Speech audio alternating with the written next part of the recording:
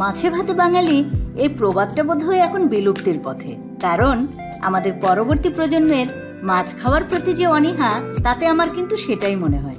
HP innovative কিচেনের এই video অনুযায়ী বরবটি ও সর্ষে বাটা দিয়ে ভিন্ন স্বাদের রুই বা কাতল মাছের এই তরকারি রান্না করলে যে কোনো বাচ্চাই খুব মজা করে খাবে, এতে কোনো সন্দেহ নাই।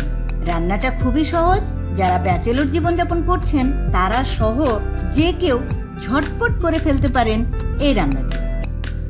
এই ভিডিওটিতে মাছ ভাজার কিছু সিক্রেট টিপস জানাবো, যেটা নতুন রাঁধুনিদের জন্য খুব কাজে দেবে। তাই ভিডিওটি না টেনে সম্পূর্ণ দেখুন। আসসালামু আলাইকুম, সবাইকে স্বাগত এইচপি ইনোভেটিভ কিচেনে। রান্নাটি করার জন্য আমি এখানে সবগুলো উপকরণ সাজিয়ে নিয়েছি। রুই মাছ নিয়ে নিয়েছি 6 পিস। আপনারা কাতল বা ইলিশ মাছও নিতে পারেন। কালো বরবটি, যেটা হাইব্রিড নয়, এরকম বরবটি নিয়ে নিচ্ছি 100 গ্রাম। এরপরে দেখুন, এই রান্নাটার যে মূল উপাদান সেই হলুদ সর্ষে বাটা নিচ্ছি 1 কাপের 4 ভাগের 1 ভাগ। পেঁয়াজ কুচি নিয়ে নিচ্ছি 1 কাপ পরিমাণ। একটা মেজারমেন্ট কাপের ভেতরে জিরা বাটা, আদা বাটা এবং রসুন বাটা নিয়ে নিয়েছি 1 চামচ করে।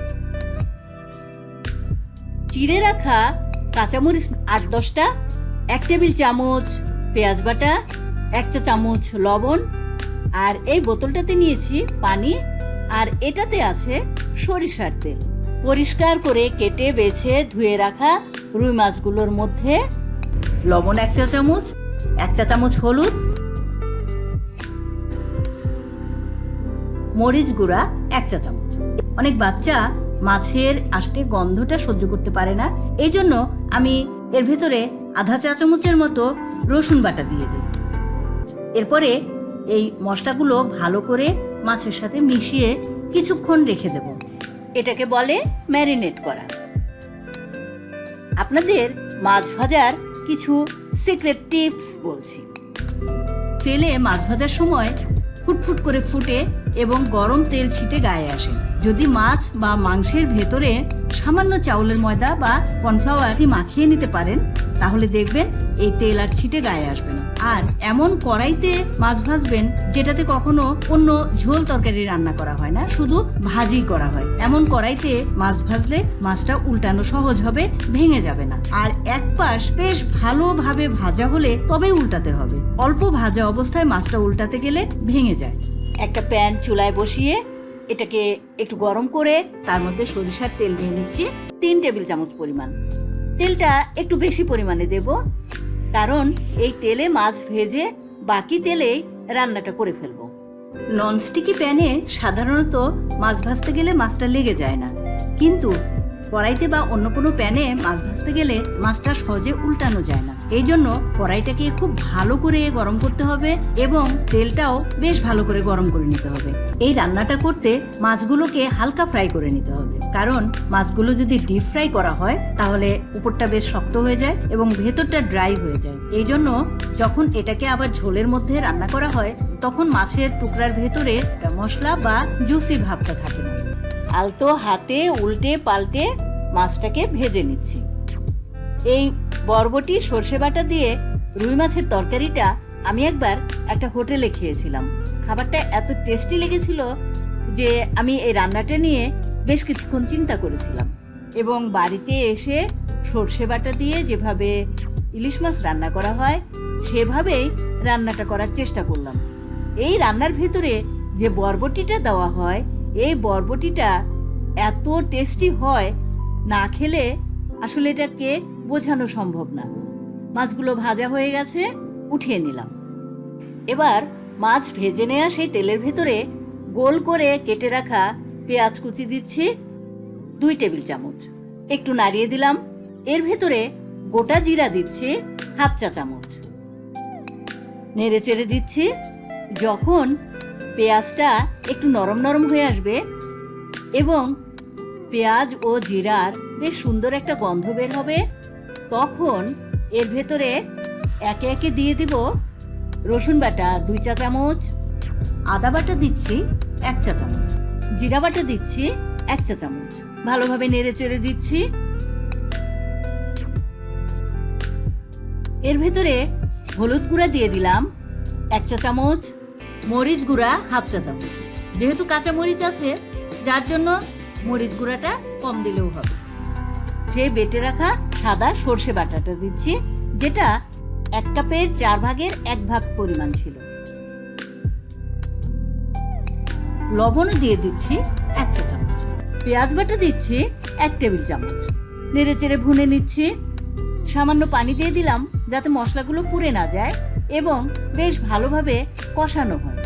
দেখুন, মশলাগুলো অনেকটাই ভুনা হয়ে গেছে, তেলটা ছাড়া ছাড়া হয়ে এসেছে।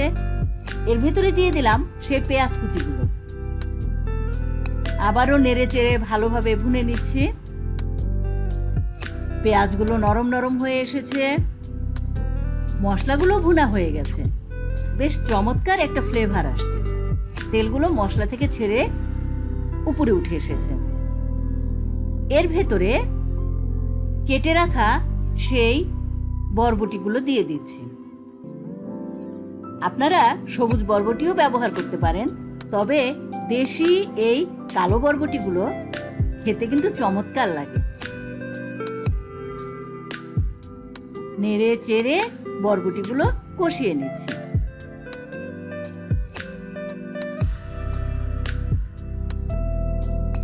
বরবটির কালারটাও একটু চেঞ্জ হয়ে এসেছে।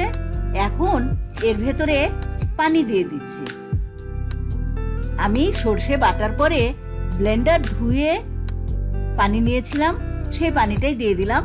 এখানে 2 কাপ পরিমাণ পানি দিয়েছি। এ সময় চুলার আঁচ মিডিয়াম থাকবে। পানিটা ফুটে ভালোভাবে বলক উঠলে এর ভেতরে ভেজে রাখা মাছগুলো দিয়ে দেব।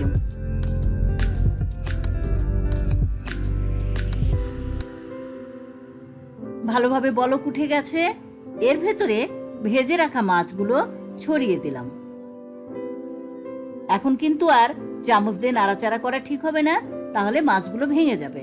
আমি প্যানটাকে ধরে আলতো করে নাড়িয়ে দিচ্ছি। একটা ঢাকনা দিয়ে ঢেকে দিলাম।